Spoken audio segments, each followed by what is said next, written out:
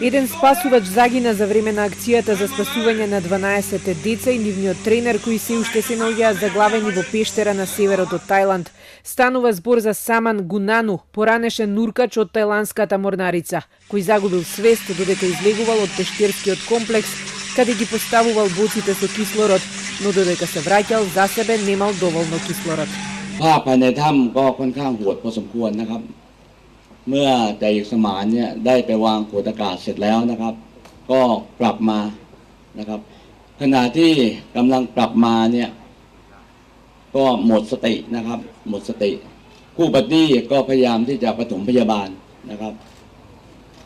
Ситуацијата е влошена откако за време на операцијата за спасување спасувачите волонтери ненамерно впумпале дополнителна количина вода наместо да ја испумпаат. Волонтерите, действувајќи самостојно, впумпале вода во дел од пештерата кој е поплавен и кој моментално се празни. เราจะรออะไรต่างๆนี่ไม่ได้นะครับเพราะว่าสถานการณ์ต่างๆเนี่ยมันบีบคั้นนะครับเดิมเราก็คิดว่าน้องๆที่เราเจอแล้วเนี่ยสามารถประทังชีวิตอยู่ที่นั่นได้นานแต่ปัจจุบันเนี่ยอะไรต่างๆเปลี่ยนไปนะครับ Проблеми натаму се комуникациите, додека спасувачите разгледуваат и други опции за да ги извлечат децата пред да почне сезоната на монсуни и нови дождови која официјално почнува во сабота. Се разгледува можноста да се направи нова дупка во пештерата од каде би се извлекле заробените. Се уште не е воспоставена телефонска линија, а патот од децата до површината трае повеќе од 6 часа.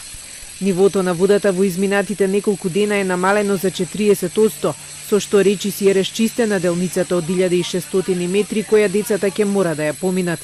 Децата и нивниот тренер беа пронајдени живи во пештера на Тајланд 9 дена откако исчезнаа во неа по поплава, исцрпени се и имаат помали повреди, а преживеале со пиење вода која капела од сталактитите.